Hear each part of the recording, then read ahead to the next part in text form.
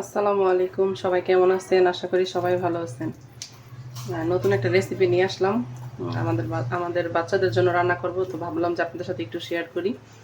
তো এই যে এখানে আমি চিকেন বেটে নিছি। অনেকে চাইলে ব্লেন্ডার করে নিতে পারবেন। সাথে কাঁচামরিচ বেটে দিছি, কারণ আমার বাচ্চারা মুখে কামড় করলে ঝাল লাগবে, সেজন্য আমি বেটে দিছি। তো অনেকে চাইলে ইয়ে করতে পারবেন, কাইটাও দিতে পারবেন। আমি দিয়ে দিলাম এখানে যে পাউরুটি, এখানে পাউরুটি দিয়ে দিলাম। চাইলে অনেকে ব্লেন্ডার করে গুঁড়া করে দিতে পারবেন। তো আমি ভিজায় রাখছি, ওইটাই আমি দিয়ে দিলাম। ভিজায় নরম করে নিচ্ছি। আদা রসুন দিয়ে দিলাম, টমেটো সস দিয়ে দিলাম, পরিমাণ মতো লবণ দিয়ে দিলাম, কর্নফ্লাওয়ার দিয়ে দিব। কর্নফ্লাওয়ার 2 চামচ দিয়ে দিলাম। সুন্দর মতন আমার ইয়াটা হয়ে গেছে, কিমাটা হয়ে গেছে। এখন হচ্ছে আমি এই যে পানি বসাইছি, দেখুন এখানে পানিটা উচ্চারণে আসলেই আমি এগুলো দিয়ে দেবো। এখানে এই বলগুলো পানিটা উচ্চারণে চলে আসছে, এখন আমি কিমাটারে বল বল বানিয়ে দিয়ে দিব।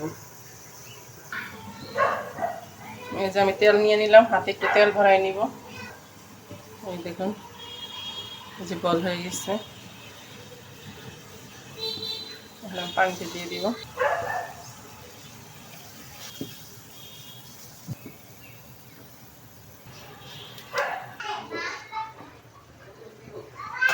এই যে আমার বলগুলো দিয়ে দিচ্ছি, চিকেন বলগুলো যে সিদ্ধ হইতেছে, আমি 10 মিনিট সিদ্ধ করব। 10 মিনিট সিদ্ধ করার পরে আমি এটা ঢেলে নিব। চিকেন বলগুলো হয়ে গেছে, চিকেন বলগুলো সিদ্ধ হয়ে গেছে, এখন আমি এগুলো নামাই ফেলবো। এটা কত সুন্দরভাবে সিদ্ধ হয়ে গেছে। চিকেন বলটাকে হালকা ভেজে নিব, বেশি না, হালকা, শুধু হালকা একটু ব্রাউন কালার হইলেই আমি নামাই ফেলবো।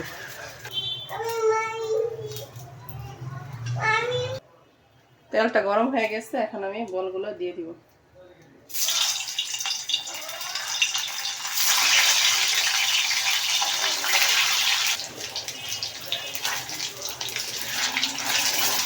এই দেখুন কালারও চলে আসছে হালকা হালকা, আমি নামাই ফেলবো। আমি তার বেশি না ভাজবো না।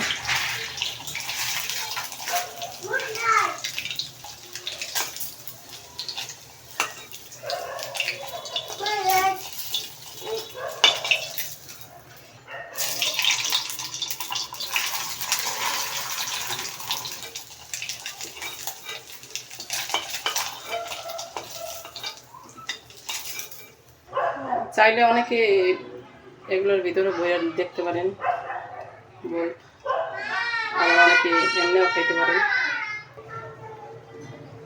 চাইলে আপনারাও এইভাবে বানায় খাইতে পারেন বাসায়। বেশি কিছু প্রয়োজন হয় না, বাসায় যা থাকে সেই উপকরণ দিয়ে হয়ে যায়। আর এটা পুষ্টিকর খাবার, বাচ্চাদের জন্য খুবই ভালো। মনে করি বাহিরের খাবার থেকে বাসায় যে কোনো খাবার বানিয়ে দিন, সেটাই ভালো বাচ্চাদের জন্য।